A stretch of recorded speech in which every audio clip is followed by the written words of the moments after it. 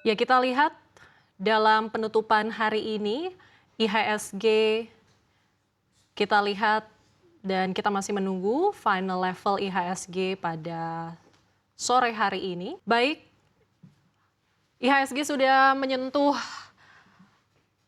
level 1,49%, ada penguatan hampir 1,5% pada penutupan hari ini, 1,49%. Dan IHSG kembali mencetak all time high-nya pada hari ini ke level 8.274,35, ada kenaikan 121,8 poin. Dan pada hari ini memang pergerakan IHSG cukup positif dengan level terendahnya 8.179 dan level tertingginya sempat menyentuh angka 8.291, hampir menyentuh angka 8.300 pada hari ini. Kita lihat pada penutupan hari ini pergerakan IHSG secara sektoral, di mana sektor-sektor bergerak di zona hijau mayoritasnya, dengan kenaikan paling signifikan terjadi pada sektor konsumer primer yang naik 2,07%, disusul dengan sektor konsumer non-primer 1,81%, sektor perindustrian juga terkerek 1,64%, finansial juga bergerak di zona hijau 1,52%. Kita lihat sektor-sektor lainnya.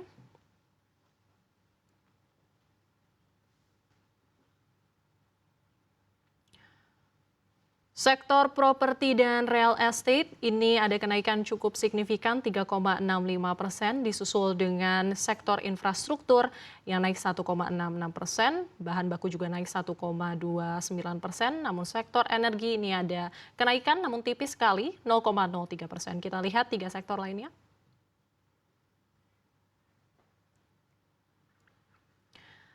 Sektor teknologi terapresiasi 1,19%. Transportasi dan logistik juga terkerek naik 1,85%, hampir menyentuh 2%. Kesehatan naik 0,85%. Kita lihat pergerakan rupiah terhadap dolar Amerika Serikat, di mana berbanding terbalik dengan IHSG, rupiah bergerak di zona merah, ada penurunan 0,27% ke level 16.615 per dolar Amerika Serikat. Kita lihat pergerakan rupiah terhadap mata uang negara lainnya, terhadap dolar Singapura dan terhadap euro.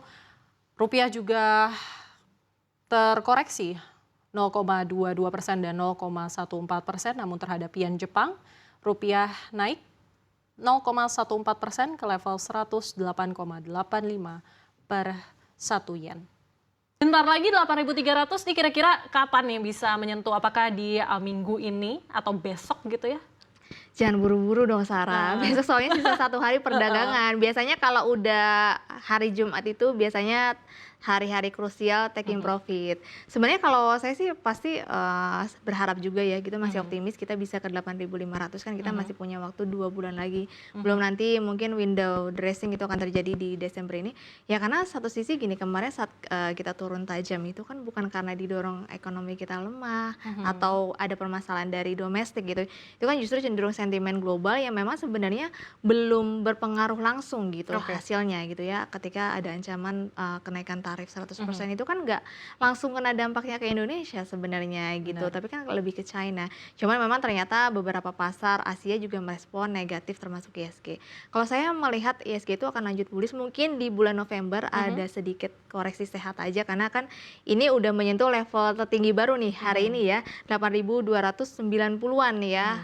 Udah sedikit lagi 8.300, biasanya kalau udah menyentuh target-target psikologis baru biasanya turun dulu baru naik lagi. Karena satu sisi kalau saya melihat wajar saja sih ketika turun itu ada taking profit, tapi banyak program-program pemerintah yang baru mau akan jalan ya Sarah, dan hal itu itulah nantinya yang akan mendorong perekonomian kita bisa tembus di atas 5,5% sesuai dengan target Pak Purbaya. Oke, ini juga yang menjadi perbincangan hari ini ya Susi, terkait dengan RDGBI ini, yang BI itu menahan suku bunga, padahal kemarin-kemarin itu konsensus menilai bahwa BI itu kayaknya bakalan pangkas lagi gitu. Nah, gimana nih saham-saham perbankan, properti, teknologi menurut Susi sendiri?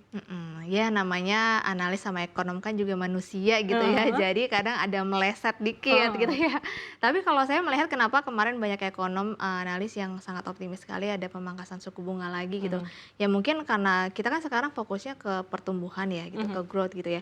Gimana kalau untuk mencapai pertumbuhan lebih cepat ya memang selain dari program-program yang udah jalan ya harus ada pemangkasan suku bunga lagi gitu. Jadi mhm, biar makin boosternya tuh makin kenceng. Cuman mhm, kan mungkin satu sisi ketika kita pangkas suku bunga, teman-teman perhatikan, rupiah itu nggak sejalan dengan ISG. ISG mhm, kita udah cetak rekor-rekor baru, tapi rupiah masih di level situ-situ aja. mhm. Bahkan mungkin kalau kemarin BI itu memangkas suku bunga, saya yakin sekali hari ini mungkin rupiah bisa 16.700 gitu. Oke, Jadi menurut saya memang keputusan BI ada hal lainnya juga harus intervensi rupiah. Jadi akhirnya ya memutuskan untuk menahan suku bunga.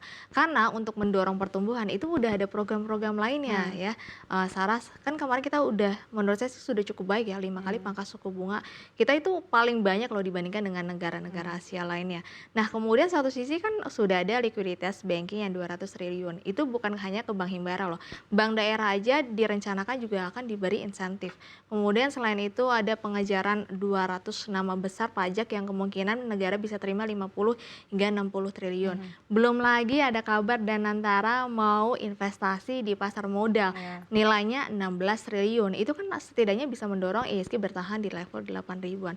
Belum lagi yang PPNDTP ya, PPNDTP lanjut 2027. Kemudian direncanakan juga PPN akan turun nantinya, harapannya bisa benar-benar terjadi. Kalau PPN turun itu harga barang jasa pasti turunnya luar biasa menurut saya. Belum lagi ada bantuan langsung tunai yang udah mau diserahkan di kuartal 4, kemudian ada pemutihan BPJS mhm. juga. Jadi menurut saya sih banyak program yang memang mendukung perekonomian nantinya. Jadi ini artinya BI dan pemerintah juga akan fokus pertumbuhan ekonomi RI gitu ya, tanpa membebankan rupiah lagi? Capek, Oke. kasihan rupiahnya ya, heeh. Capek, tapi sebenarnya ada nggak sih, sektor-sektor yang justru berbahagia gitu ya dengan BI ini menahan suku bunganya lagi? Sebenarnya ya pasti semua sektor gitu ya, apalagi para pelaku bisnis ya harapannya pasti menurunkan suku Mhm, bunga. Jadi ketika kemarin nahan suku bunga mungkin teman-teman lihatlah semua sektor merespon negatif betul. gitu. Tapi justru saat kemarin merespon negatif itu asing tuh udah mulai beli lagi gitu. Makanya Mmm, hari ini saham-saham banyak yang mulai hijau karena terutama di indeks LQ45 asing udah mulai balik lagi. Ya kalau kita ngomong mana sektor yang menarik saat menahan suku bunga menurut saya sih nggak ada gitu ya. mhm, Justru mereka sukanya ya menurunkan suku bunga gitu loh iya, sekalian gitu. Apalagi sektor yang paling sensitif itu kan biasanya banking, mhm, properti, kemudian teknologi kan kemarin penurunnya lumayan tajam juga ya. Tapi hari ini saya melihat asing itu udah mulai balik lagi, terutama tadi pada sesi satu. Jadi sekarang asing itu sudah mulai mengincar saham-saham yang memang punya fundamental cukup baik dan harganya masih murah. Itu ada di banking, kemudian kayak saham-saham BUMN yang masih murah gitu ya, karena ada potensi nanti saham-saham BUMN itu akan disuntik atau dimasukkan dana Danantara tadi ya 16 mhm. itu pasti akan mengincar saham-saham BUMN. Jadi mungkin kayaknya fase Konglo ini sudah perlahan-lahan sudah terkikis balik lagi ke saham-saham fundamental. Oke, ini selanjutnya juga ya Susi, terkait dengan harga emas nih, kita lihat dari kemarin itu, sempat ada penurunan begitu ya. Nah, apa sih sebenarnya yang memicu fluktuasi tajam dari emas itu? Apakah dari memang faktor global saja, tapi apakah ada sentimen-sentimen dari dalam negeri juga yang mengakibatkan turunnya harga emas? Kalau emas itu sih lebih cenderung ke sentimen global ya, karena Mhm, powernya itu kan dari bank sentral mhm, mengoleksi emas-emas kembali, makanya kemarin harga emas sepanjang tahun ini tuh naiknya gila-gilaan betul. karena banyak bank sentral yang akhirnya memborong emas, akhirnya retail-retail seperti kita juga ngantri nih beli Mmm, emas gitu ya mhm, Sarah. Cuman memang unik sekali pasar komoditi emas, padahal minggu depan itu ada The Fed ya, yang diperkirakan The Fed itu akan memangkas suku bunga, tapi mhm, justru minggu ini emas turunnya luar biasa bahkan betul. di atas 6% 7% gitu ya. Menurut saya sih itu hanya aksi taking profit sementara aja sih, karena kan pertama mungkin ada berita-berita yang cukup baik Mhm, di mana sudah ada usaha damai antara Israel sama Gaza juga. Jadi sentimen geopolitiknya tuh udah mulai tipis gitu ya. Kemungkinan juga shutdown Amerika udah mulai berakhir, udah mau hampir 25 hari ya harusnya udah mau berakhir. Jadi menurut saya sih cuma aksi taking profit sementara, tapi minggu depan harusnya bisa naik lagi kalau The Fed pangkas suku bunga. oke,